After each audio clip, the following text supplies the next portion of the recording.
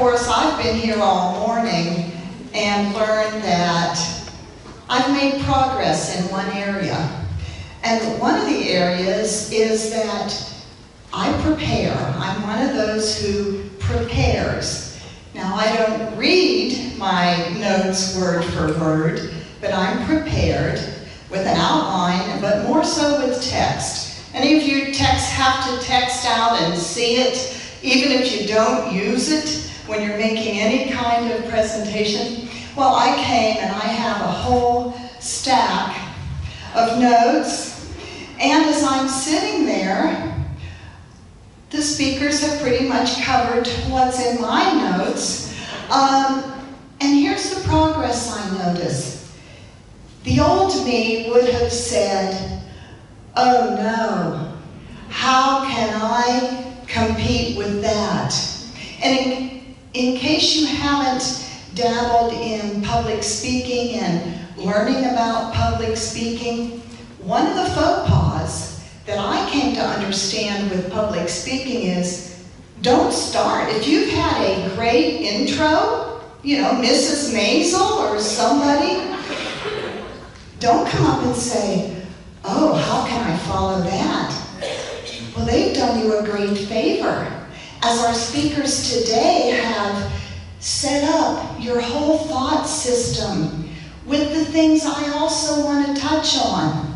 And so as your eyes move to the screen, I went home at lunch because we live nearby.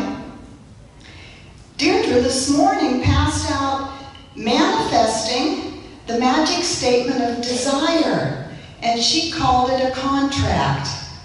Well, we are here today because in 1892, a married couple, Charles and Myrtle Fillmore, who ended up being the founders of Unity, but they didn't plan to, they sat down knowing that they had these new teachings that they had taken in. You see, back in the late 1800s, there was no cure for tuberculosis. And Myrtle, just in her 40s, maybe at age 40, with two little kids, a 2-year-old and a 4-year-old, had a death sentence of tuberculosis. And she took every kind of pill and remedy that there was in those days, but everyone knew there was no cure for tuberculosis. Meanwhile, these were the days of traveling salesmen all over the place. The 1800s, you think about the trains, the travelers, the carpetbaggers, so to speak. And they attended a lecture in Kansas City by a man named E.B. Weeks, who was from one of the theological groups in Chicago, I believe, that Mary Baker Eddy and those people beginning in this, what we now call the New Thought movement, were sending out speakers. Sitting there together, Myrtle heard the speaker say, "You are a child of God. You do not inherit illness."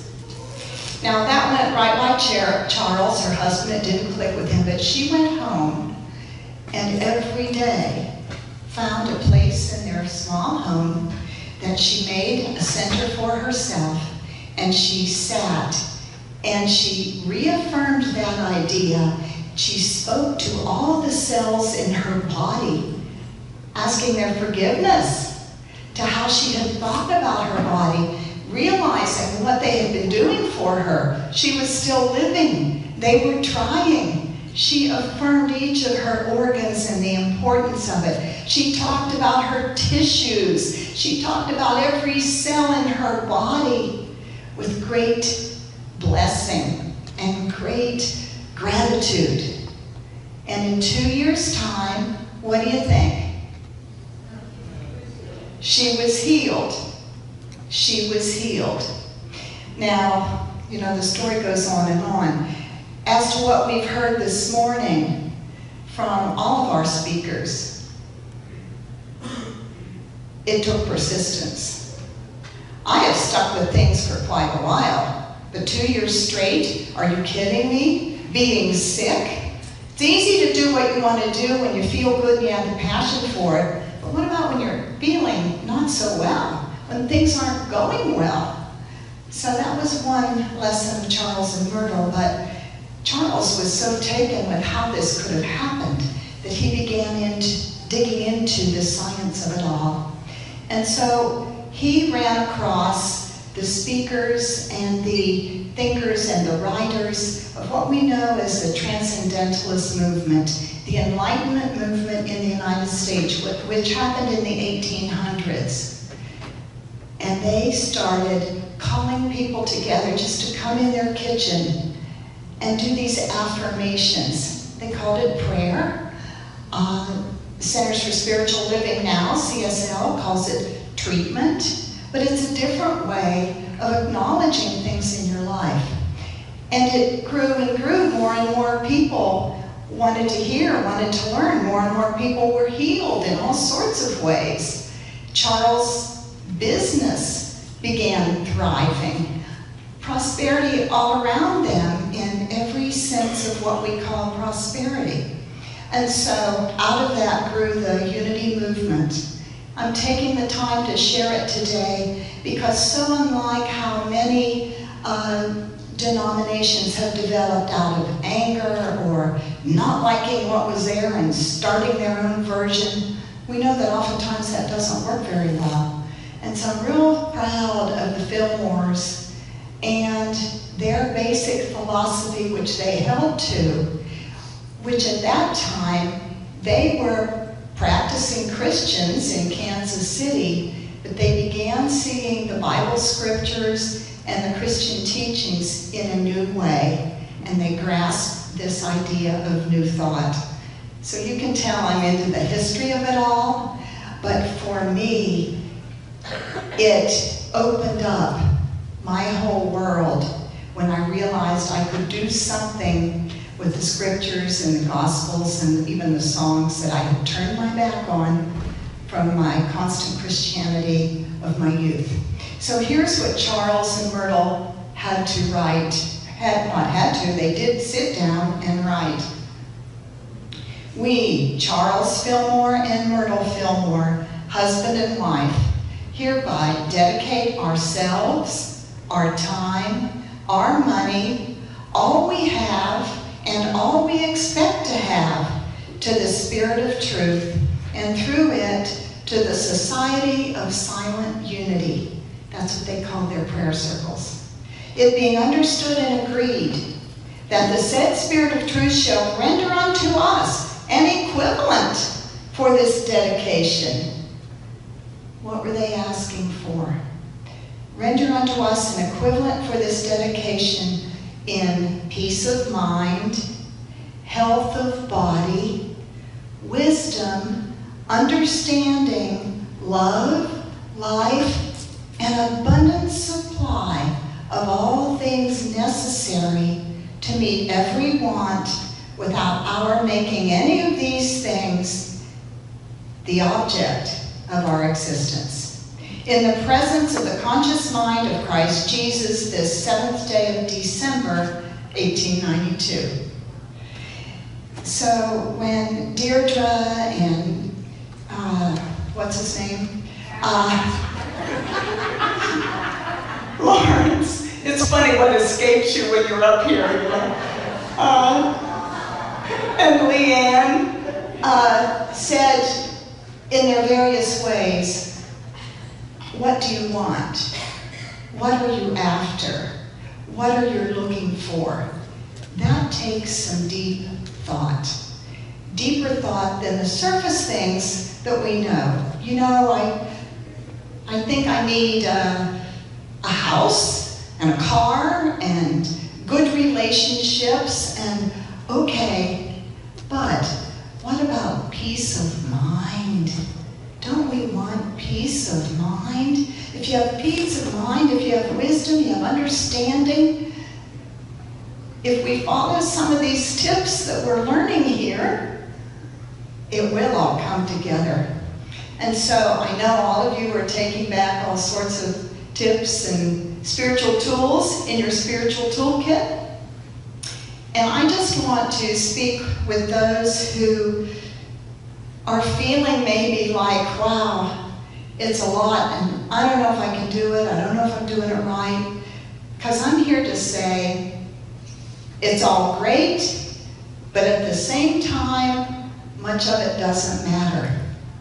I don't channel guides. I don't channel angels.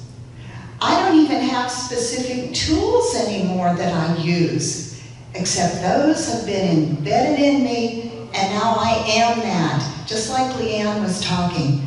Believe it till you know it, and then you are that. Because you have to, just like your own little junk drawer at home or your own little toolkit, you have to know what's in there and what you use when you use it, and some of it you hardly ever use, and other things you use a good bit at a time. So between it all, think about what it is for you. You already have it. Just dig through all the idea of what I went and what it should be and where's it coming from. It's here because this great quote from John Lennon. Oh, I have the clicker. Ha! Okay. Whoops. Oh well.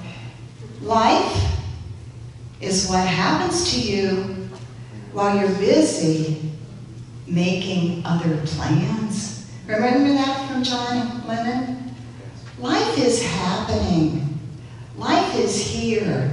When I look back at my life, I started on my spiritual path, or so I thought, in 1996, when I had just moved to Florida, and I had just found unity, which gave me such a relief as something I could do other than a traditional Christianity, because I hadn't gone to church in 20-some years, didn't think it fit anymore. And so I found unity, and it was this great relief, because now I could explain metaphysically and historically and all sorts of ways with all this scripture that was embedded in my head. Because when I was, well, all the way through high school, when I lived at home, we went to church Sunday mornings, Sunday evenings, and Wednesday evenings. Now, at that time, I was in a Methodist church in the great big city of Punxsutawney. Oh, yes. Home of the groundhog. Get ready. You think Super Bowl's big? No way. Groundhog Day is February 2nd. And the town hasn't changed much since I lived there. But I was fortunate in that I was in a loving church, a loving community. Although we were taught the traditional Christian view of things, I was questioning as a child. I see that now as such a blessing. I remember saying to my dad, what really worried me first was Noah's Ark, right? How did they know every animal and got 2 of them? What about the animals that didn't live there? What about the animals that ate each other? And of course the answer to that was, it's in the Bible, don't question it. And then as I got a little older and the theology became a little more intense, I was learning that God loved Jesus so very much that he sent him to die because we were sinners. If that makes sense to you, I'm not asking you to change. But it didn't make sense to me because I had one of the most loving dads in the whole world. Now, I was disciplined, thank goodness, but my dad spanked me one time, I'm told, and came in and told my mother, I'm not doing that again. So even though I was questioning, I was also in my preteens and teens, and you know, I had other things on my mind, right? Fast forward, I was married, not going to church. I had young kids. I was really into positive parenting. Some of you that have kids from that era, parent effectiveness training, I can still see the book, it was PET. And they had sessions and classes, and you learned how to speak positively to your children. Don't call them by nicknames that are negative or they'll grow into it. And indeed, psychology has proven that. Did I know I was on a spiritual path? Absolutely not. But what was I choosing? Remember Leanne's slides about choosing. What are you choosing? So you may not be naturally choosing positive things because of where you came from and what you had ingrained in you. And that's when we turn to some of the other speakers and find, okay, I got to turn that around. But in my case, okay, I was into positive things in my family, and consequently, I had positive experiences of family and still do to this day. Then, as I got into business, I'm reading Napoleon Hill, which Deirdre already mentioned, and Norman Vincent Peale, The Power of Positive Thinking, and many others, all coming from this positive approach. But here's the thing, in our Western culture, whether you've ever been in a Christian church, a Catholic church, whether you don't go to any church, never did, your family was unchurched, for the most part, we still picked up the ideas of Christianity. We may have decided we didn't want them, we didn't like them, but as I'll talk in a minute, they've kind of skewed up where our belief system is. So what I want to add now is that oh, yes, it's me. I only have a couple of these, so I don't know if I'll be able to remember. It's my job. We are always creating. I'll just let you do it, Shelley. We are always creating, as you've heard this morning. So what are we creating? We're creating what's not only most on our mind, but where our passion is, where our joy is or isn't. And so sometimes when you find that things aren't working for you, this is the tough part of the new thought life. You got to look at yourself. Now that's not to say when you develop cancer or terrible things happening in your family or any car accident even, it's not to say you are to blame, but it's to say, let's look at this. Let's look.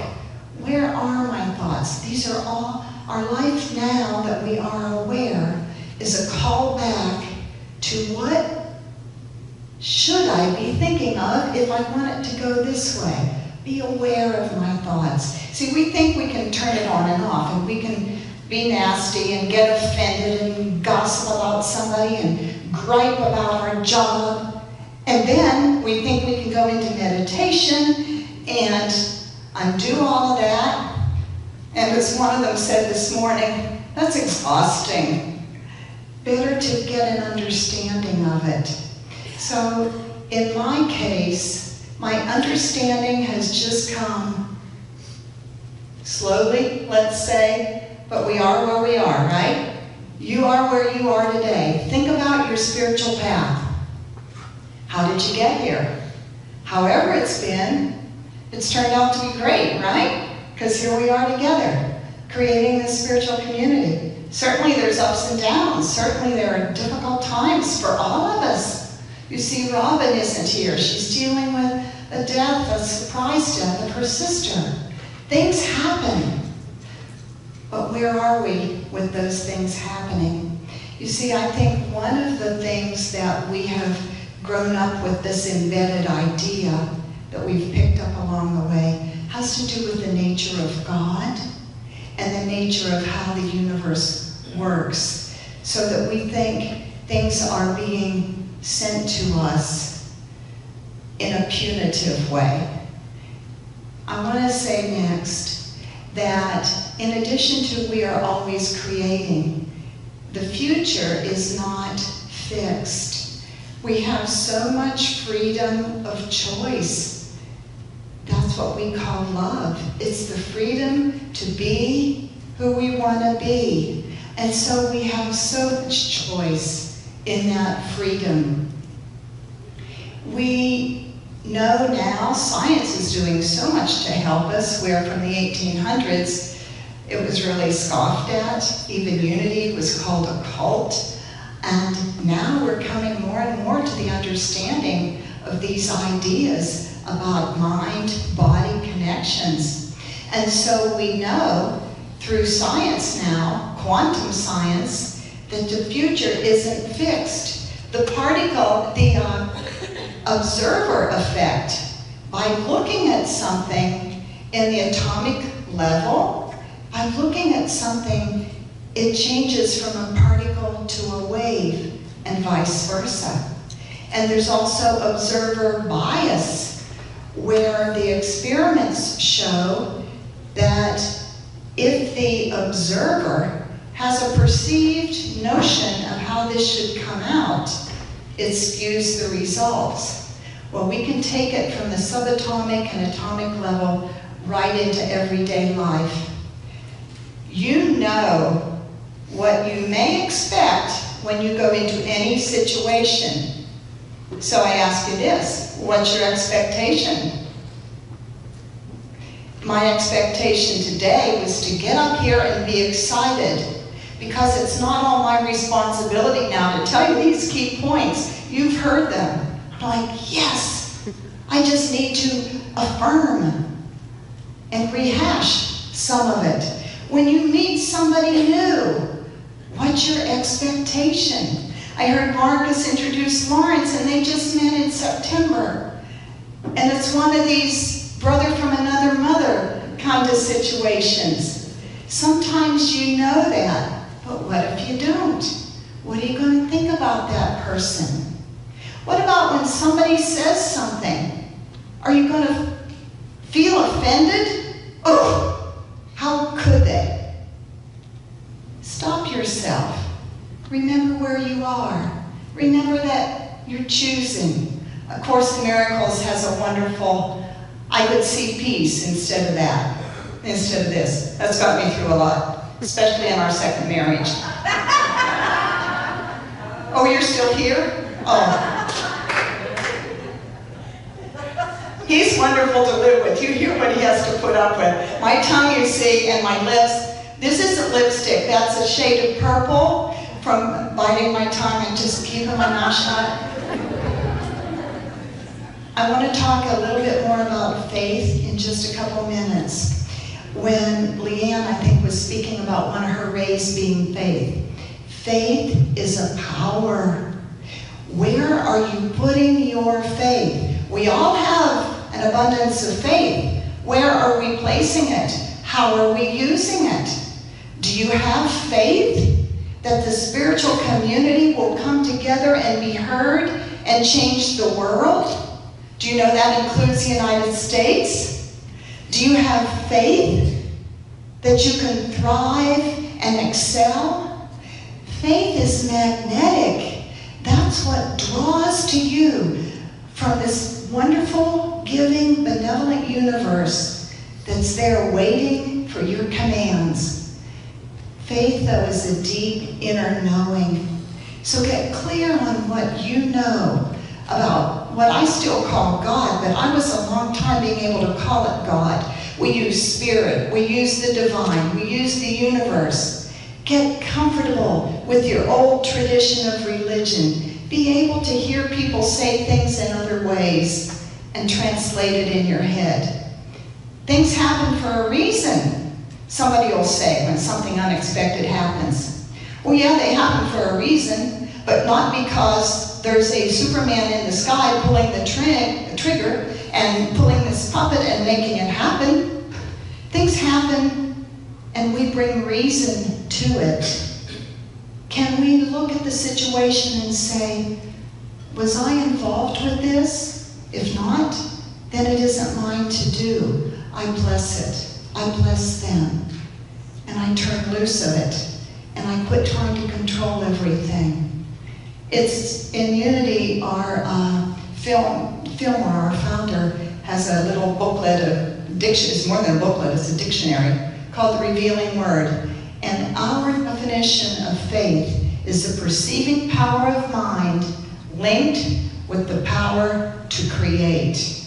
And so I want to zoom through this photo. Remember these from kids' books in years gone by, maybe still? What's wrong with this picture? Can you see what's wrong with this picture?